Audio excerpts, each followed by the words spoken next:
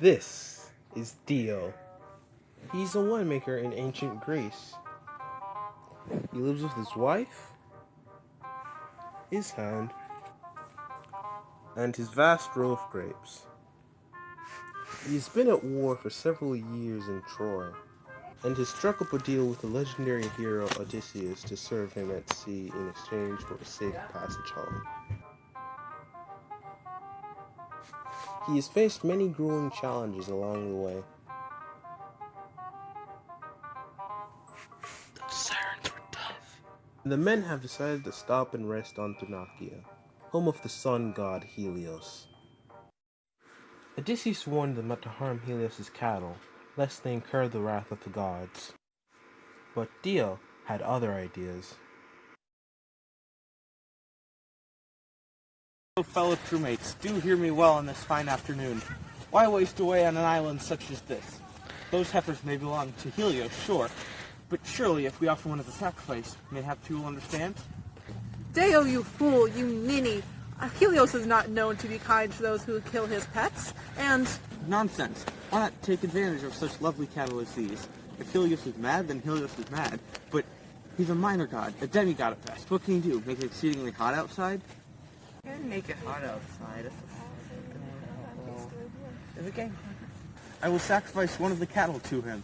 If he accepts, then we will be fine. But if not, well, we will build statues and monuments to him to satiate him. Is that not enough for any of us? Deo, no! Deo, yes. Who has slain my precious pet? With all due respect, Helios, what can come of it? We were starving. Maybe you should have made your island more bountiful so as not to push travelers to the brink of starvation, you ninny.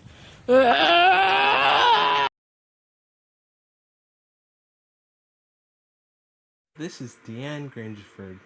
She's a member of Mississippi aristocracy in the year 1839. She lives with her whole family, but in particular, her younger brother, Buck. Deanne lives in a secluded parcel of land next to another equally rich family, the Shepherdsons. The two families have been at war for years after a member of one family brutally murdered a member of the other. Deanne was asleep when her family allowed a strange boy into their house. The boy made fast friends with Buck, and the two went out hunting together, until...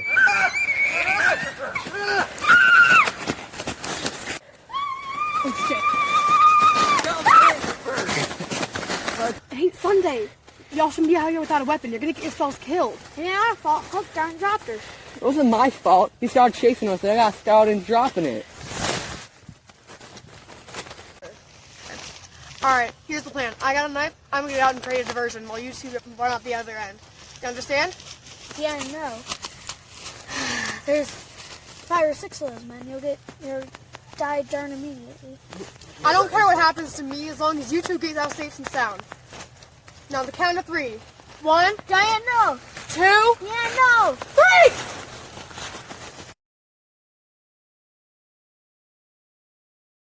This is Diana Rosenthal. She's the only Jewish student at Reardon High School in Washington State. As a result of that, most of the conservative, white, and Christian kids at the school kept their distance, to say the very least. However, Diana was the one. She made fast friends with Arnold, a Native American and the only other minority in the whole school. They spent as much time as possible together, studying and just hanging out. One night, they'd spent so long together studying at the school library that by the time they got out, it was already dark. Diana used a payphone to ask for a ride home, and they waited together for a while.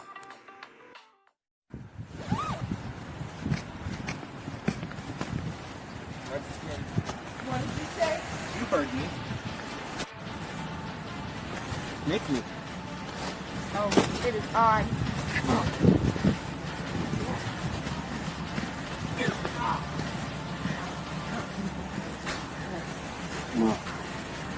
Back up, coward. We're gonna... Ow. Stay away from Arnold, you racist! Jesus, Diane. You didn't need to do that for me. Yes, I really did. Oh, your mom's here. Diana, are you okay?